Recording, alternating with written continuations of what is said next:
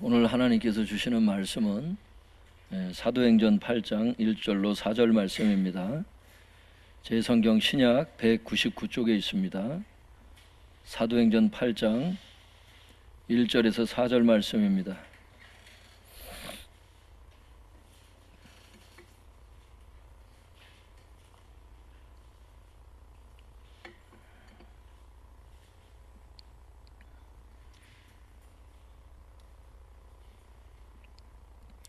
사도행전 8장 1절에서 4절 같이 합독하겠습니다. 시작. 사울은 그가 죽임 당함을 마땅히 여기더라. 그날에 예루살렘에 있는 교회에 큰 박해가 있어 사도 외에는 다 유대와 사마리아 모든 땅으로 흩어지니라. 경건한 사람들이 스데반을 장사하고 위하여 크게 울더라.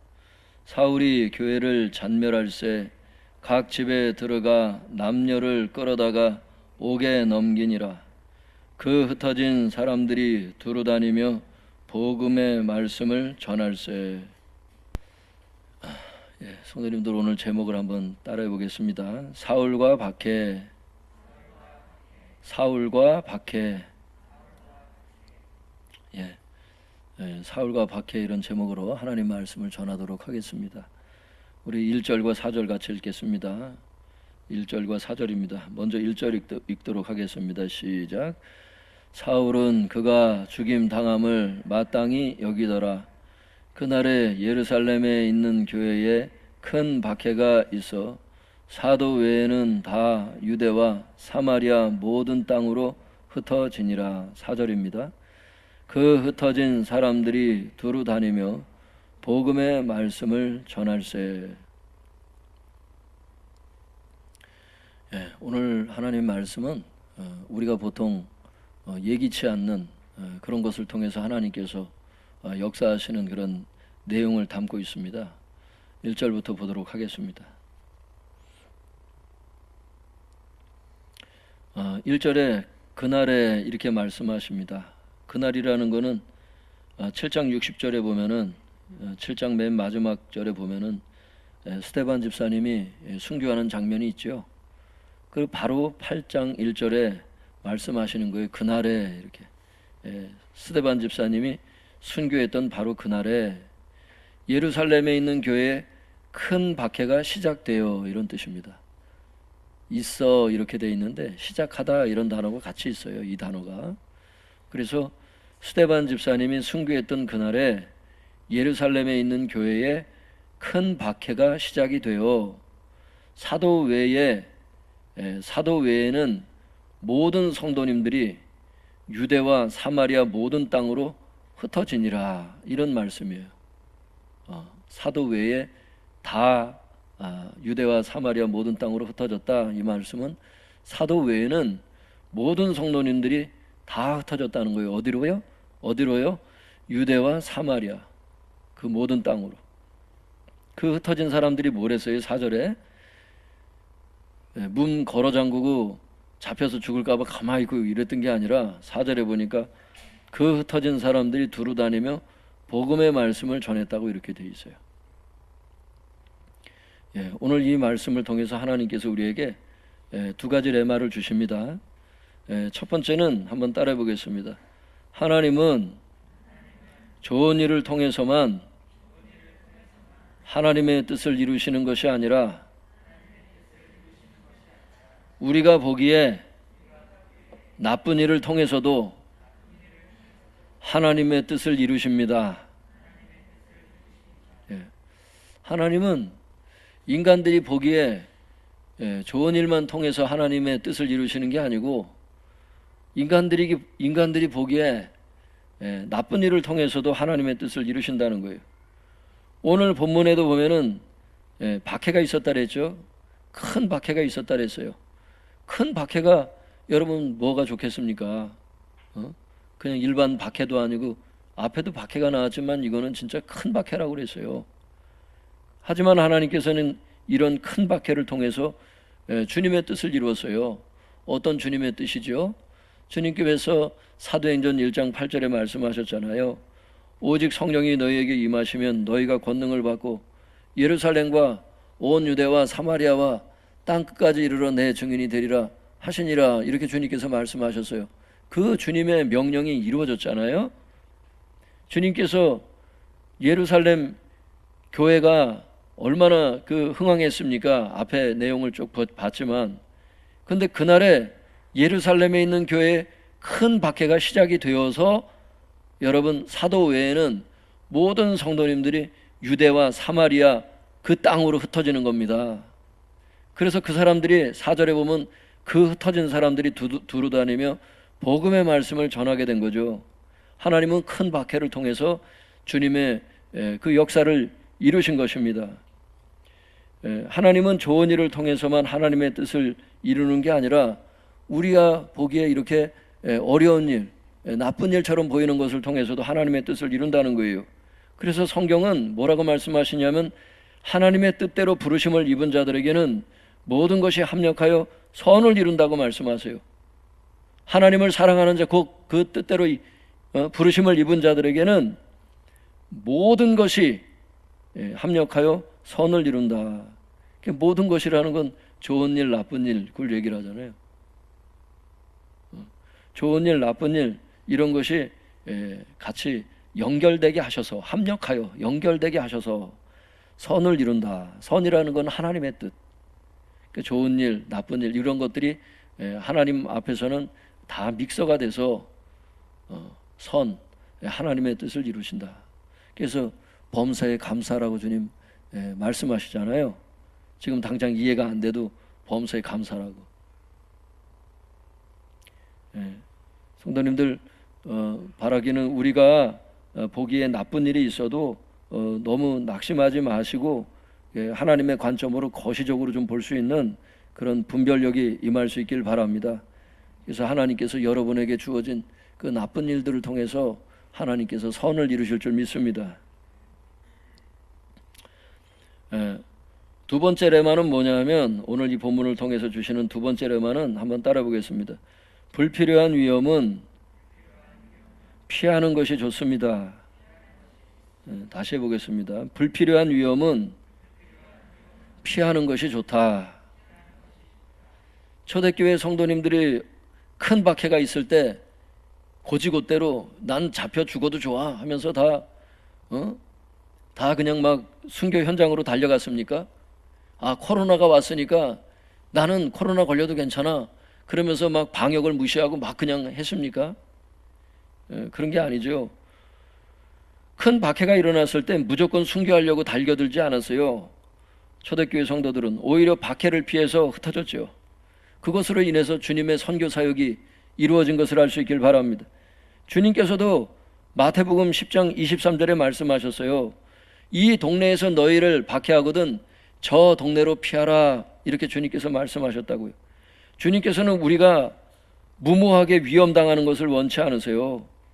물론 우리가 진리의 길을 가다 보면은 어쩔 수 없는 상황이 있긴 있어요. 불가피한 상황.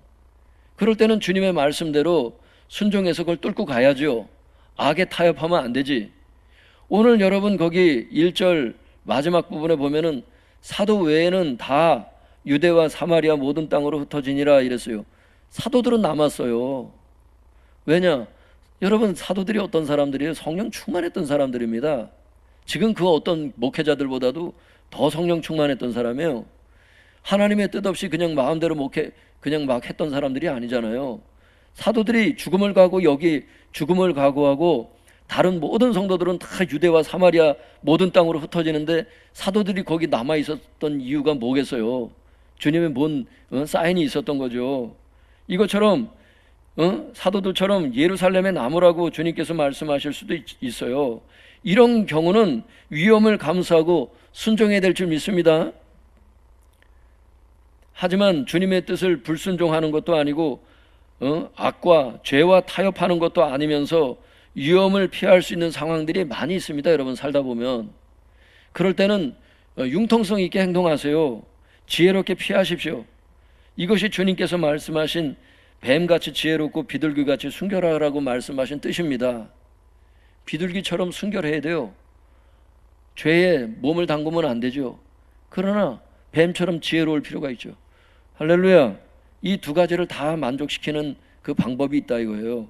뱀처럼 지혜롭고 비둘기같이 순결할 수 있는 방법이 있다는 거예요. 그래서 너무 고지식하게 살지 마시고 진리에 대해서는 타협하지 마시되 진리가 아닌 것에 대해서는 융통성 있게 가세요. 할렐루야. 코로나에 대해서도 마찬가지고. 그래서 목회자들도 그렇고 지혜롭게 목회할 수 있길 바랍니다.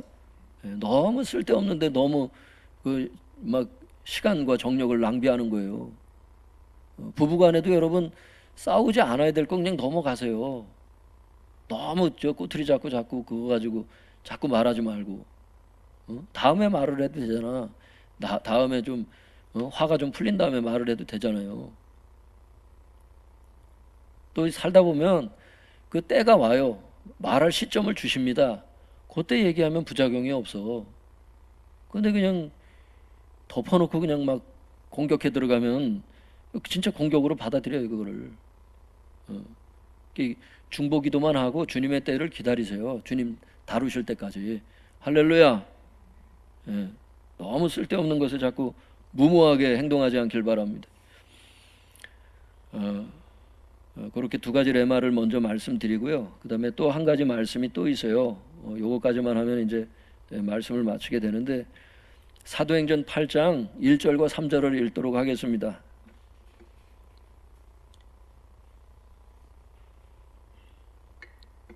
사도행전 8장 1절 우리 성도님들만 한번 읽어보세요. 시작.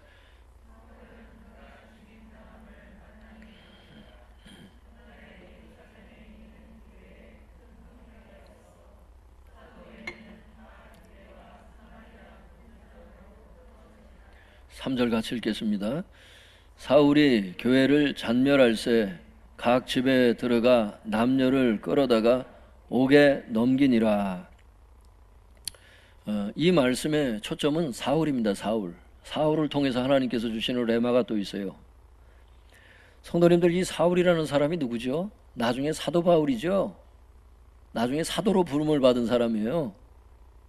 근데 여기 보면 사울이 나오죠. 이 사울이라고 하는 이름은 유대식 이름이에요. 유대, 이스라엘 이름으로 사울이라는 이름을 가지고 있고 로마 이름으로는 바울이에요.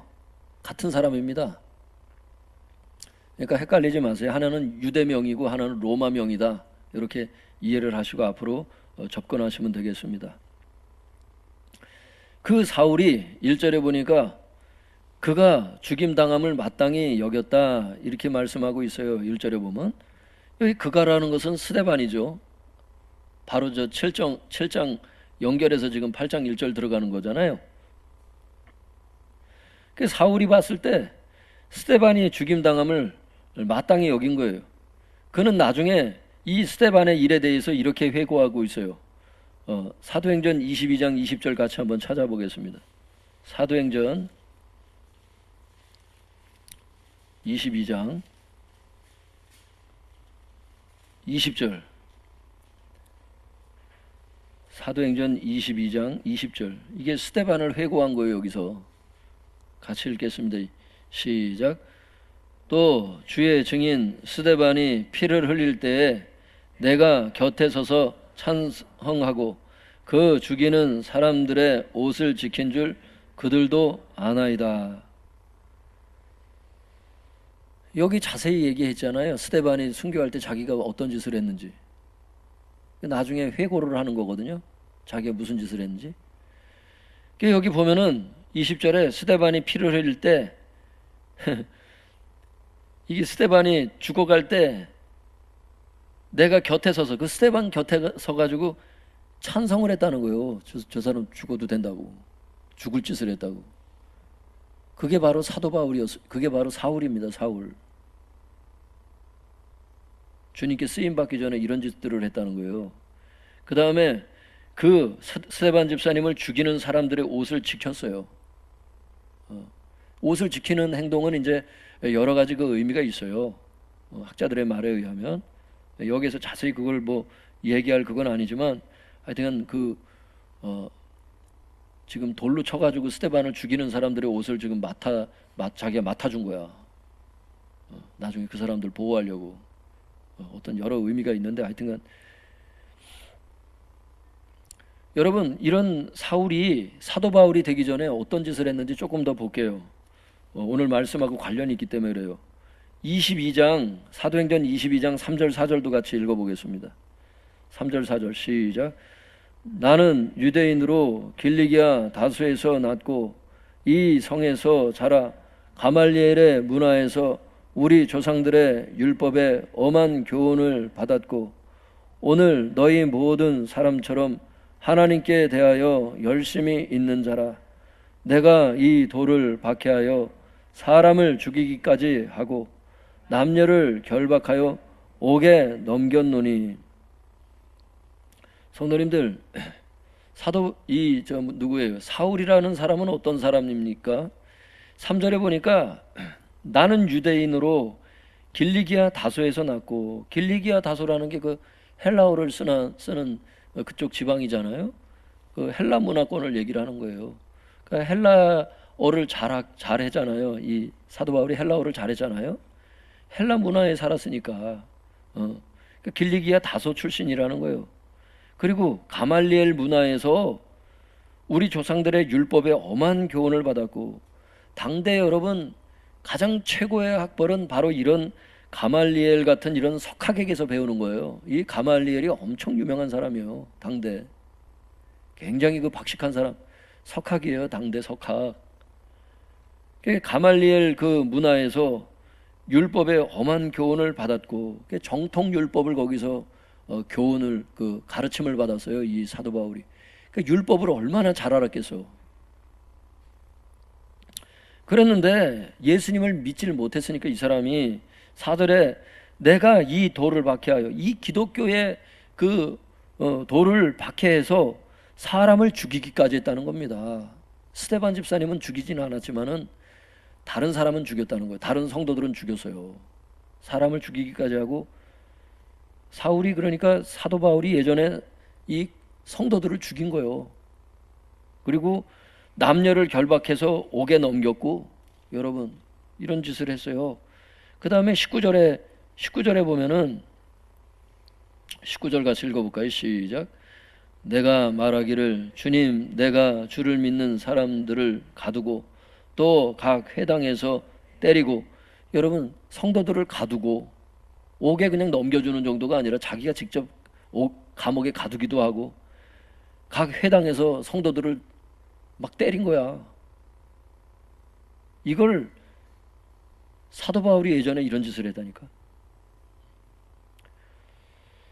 성도님들, 오늘 아까 읽었던 사도행전 8장 3절에도 말씀하잖아요. 교회를 잔멸했다고. 거기 한번 읽어보세요. 사도행전 8장 3절 다시 한번 읽어보겠습니다. 사도행전 8장 3절 시작. 사울이 교회를 잔멸할새 각 집에 들어가 남녀를 끌어다가 옥에 넘기니라. 성도들 집까지 다 수색하고 들어간 거야. 성도님들, 여기 잔멸하다 이 잔멸할새 이 단어가 헬라어 단어 중에 이게 어떤 단어냐 하면 엘리마이네토 이런 단어예요. 이게 엘리마이네토, 그 뜻이 세 가지예요. 한번 따라해 보겠습니다.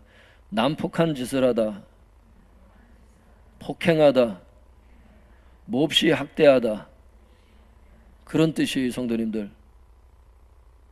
교회 성도들을 어떻게 했냐는 뜻이에요. 이게 이 단어만 봐도 지금. 주석에서 그래서 학자들이 이렇게 설명을 해요. 엘리마이네토는 70인 역에서 맹수가 포도원을 해치는 것을 묘사할 때 사용되었다. 시편 80편 13절에서 사용됐거든요. 따라서 사울은 마치 성난 맹수처럼 기독교인이 거주하는 집을 샅샅이 뒤져가며 기독교도 소탕작전을 펼쳤음을 알 수 있다. 성도들을 소탕작전을 핀 거야, 이 사람이. 그런데 이 사람에 대해서 주님이 뭐라 그러시는 줄 아세요? 주님이 이렇게 말씀하세요. 이 사울에 대해서 이렇게 말씀하신다고. 9장에 보면 이 말씀이 있어요. 9장 15절에 보면 이 말씀이 있거든요. 이 사람은 내 이름을 이방인, 그 같이 한번 읽어볼까요? 사도행전 9장 15절 시작. 주께서 이르시되 가라, 이 사람은 내 이름을 이방인과 임금들과 이스라엘 자손들에게 전하기 위하여 택한 나의 그릇이라. 교회를 잔멸하고 있는 이 사람을 주님은 어떻게 보시냐면 나의 택한 그릇이다. 주님께서 그렇게 말씀하세요. 그 15절에 보면 주님 이러세요. 이 사람은 이제 사울을 가리키는 거예요. 이 사람은 내 이름을 이방인과 임금들, 유대인들에게 전하기 위해서 택한 나의 그릇이다. 그러니까 복음을 전할 사람이 필요하잖아요. 이방인들에게 복음을 전할 사람이 필요하잖아요. 주님께도. 할렐루야. 이 복음 전하는 건 천사도 안 맡겼다 그랬어요. 성경에 보면. 복음 전하는 일은. 그러니까 어떤 사람을 주님 쓰셔야 되는데 이방인들에게 전할 사람, 또 임금들에게 전할 사람, 유대인들에게 전하기 위한, 복음을 전하기 위한 택한 나의 그릇이다. 누가? 사울이 그렇다는 거예요. 그러니까 주님께서 왜 그렇게 말씀하셨을까? 가만히 생각해 보면 아까도 봤잖아요. 사울이 어느 지방 사람이에요? 길리기아 다소 출신이에요. 그래서 헬라어를 잘하고 헬라 문화에 익숙했어요. 따라서 이방인들에게 복음을 전하기 좋은 장점들을 갖고 있었죠. 실제로 그가. 여러분 지금 영어가 지금 세계 공통 언어로 지금 돼 있는 것처럼 많은 사람들이 쓰잖아요. 당신은 헬라어입니다.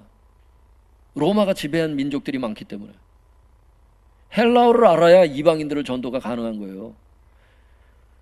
이 사울이 그렇다는 거예요. 그리고 사울은 당시 석학이었던 가말리엘 문화에서 정통 율법을 공부했기 때문에 그가 주님을 만나고 복음을 알게 되었을 때 율법의 한계를 알죠. 율법의 역할이 뭔지를 이제 분별할 수 있게 됐죠. 그가. 따라서 이것은 유대인들에게 복음을 전하는 데 장점이 되죠. 유대인들은 여러분 율법을 배우는 사람들이고 율법을 행하는 사람들인데 율법을 정통하게 아는 사도 바울이 전도하기는 얼마나 쉽겠어요. 이런 장점들이 있었던 거예요. 그리고 기독교가 복음에 바로 서는데 중요한 역할을 하게 되는 거예요. 이 사도 바울이. 여러분 로마서가 다 율법과 복음을 비교하는 거 아니에요? 다 갈라디아서가 그런 거 아니에요? 여러분 신약 성경의 반 이상을 이 사도 바울이 기록하잖아. 그 성경 기록된 성경을 읽고 오고 오는 세대에 수많은 사람들이 구원을 받잖아요. 그 주님께서 그래서 이런 사울을 향해서 말씀하신 거예요. 이 사람은 내 이름을 위하여 이방인과 임금들과 이스라엘 자손들에게 전하기 위하여 택한 나의 그릇이다. 이렇게 말씀하십니다. 여러분 당시 그 석학에게 배웠던, 지금으로 얘기하면 최고 학벌을 가진 거예요. 이 사도 바울이. 임금들 앞에서도 당당히 여러분 기독교를 잘 변호하잖아요. 이 변증법에 있어서 이 사람이 아주, 이 글도 보면요 굉장히 아주 하여튼 언어 표현 능력이 뛰어나요. 이 사람이. 그런 언어 사용법을 배웠기 때문에 당시에는. 성경에 기록된 거를 이렇게 봐도 그 어부였던 그 사도들이 기록한 문체와 이 사람이 기록한 문체가 달라요. 배운 사람의 그 흔적들이 많이 나온다고. 못 배웠다고 못 쓰임 받는다 이 뜻은 아닌데 하여튼 그런 게 있어요. 주님께서 사도 바울을 들어 쓰신 어떤 이유가 있죠. 중요한 건 이거예요. 주님께서는 당신에게 원수짓을 했던 이 사울을 용서하시고 당신의 종으로 사용하셨습니다. 그리고 사울은 주님을 만난 후에 자신의 모든 것들이 은사로 바뀌어 사용되었습니다. 주님께 자기의 모든 것들, 주님을 만난 이후에 자신의 모든 것들이 은사로 사용되었다는 것은 장점만 얘기하는 게 아니에요. 단점도 얘기하는 거예요. 여기에서의 지금 단점은 예를 들면 이거예요. 교회를 박해했던 그의 경력, 이게 그의 큰 단점이지. 그러니까 아나니아 보고 가서 기도해 주라 그랬더니 아나니아가 사도행전 9장에서 머뭇머뭇하잖아요. 주님이 명령하시는데도. 얼마나 교회들을 핍박했으면. 근데 그가 교회를 박해했던 그 죄가 사도 바울 입장에서는 대단히 단점인데, 그 교회를 박해했던 큰 죄가 평생 그를 겸손하게 만드는 재료가 되거든요. 고린도전서 15장 9절을 여러분 한번 열어보세요. 고린도전서 15장 9절.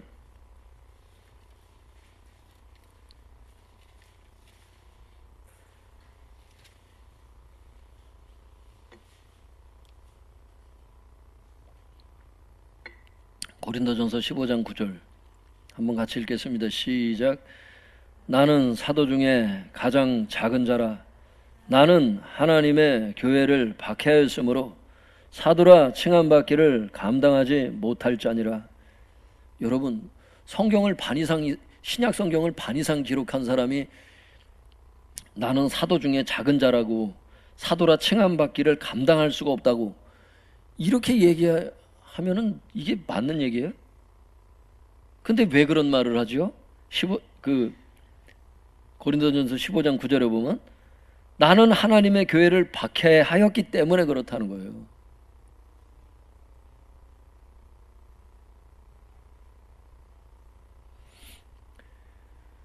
여러분, 그의 평생 기억에 있는 거야. 하나님 앞에 죄를 지었던 것에 대해서, 성도들을 죽인 것에 대해서. 디모데전서 한번 열어보세요, 성도님들. 디모데전서 1장. 그가 여러분 이 평생 후회거리라고. 이게 디모데전서 1장 13절. 디모데전서 1장 13절 같이 읽어보겠습니다. 시작. 내가 전에는 비방자요 박해자요 폭행자였으나 도리어 긍휼을 입은 것은 내가 믿지 아니할 때에 알지 못하고 행하였음이라. 15절. 미쁘다 모든 사람이 받을 만한 이 말이요 그리스도 예수께서 죄인을 구원하시려고 세상에 임하셨도다 하였도다. 죄인 중에 내가 괴순이라. 죄인 중에 내가 괴수라는 겁니다. 주님께서 이런 사람들을 구원하려고 오셨다는 거예요.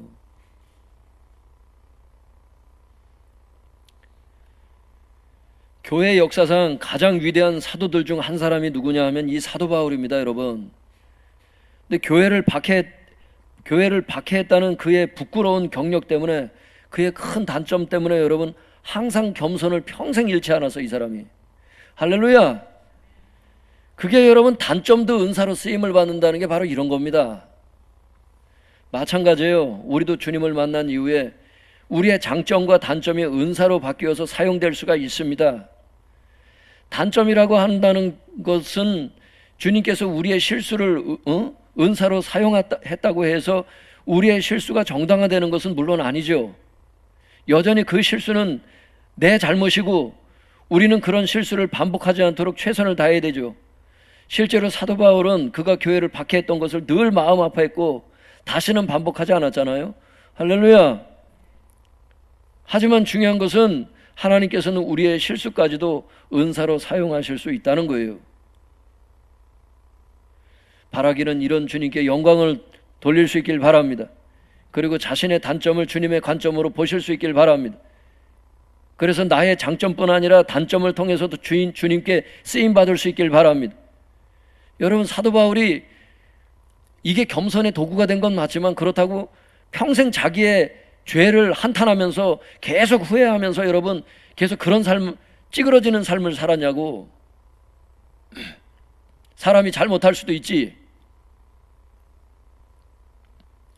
주님 앞에서는 그래서 어떤 마음을 가져야 되냐면 주님께서 용서하신 거를 왜 내가 나를 용서를 안 하냐고. 주님께서 나를 용서하는 거를 왜 가족들이 용서를 안 하냐고.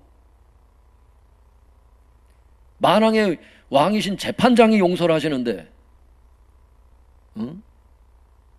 70번을 7번 주님께서 잘못한 사람 다 용서하라 그랬잖아요. 할렐루야.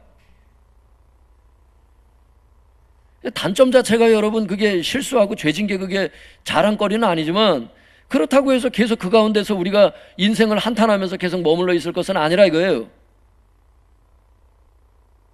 죄짓지 않은 자가 어디 있어 주님 앞에. 잘못을 안 한 사람도 어디냐고. 우리는 다 죄인인 것을 알 수 있길 바랍니다. 주님께서는 그런 사람을 위해서 오셨다는 겁니다. 사도 바울이. 사도 바울이 그런 거 있잖아요. 왜? 자기가 질병 걸렸으면, 어떤 질병에 걸렸으면 똑같은 질병을 앓고 있는 사람을 보면은 긍휼한 마음이 들어서 더 기도해주고 싶은 마음이 드는 것처럼 자기가 어떤 죄를 지었을 때 똑같은 그런 죄를 지은 사람을 보면은 정죄보다는 여러분 죄를 짓고서 용서받은 사람은 정죄하지 않습니다. 여러분 사실은 불쌍히 여기지.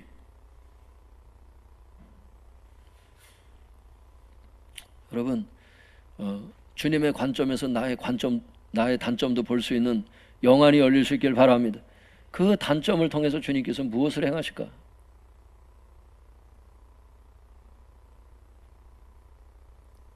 기도하겠습니다.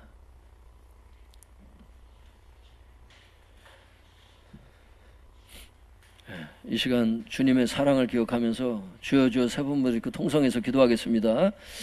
주여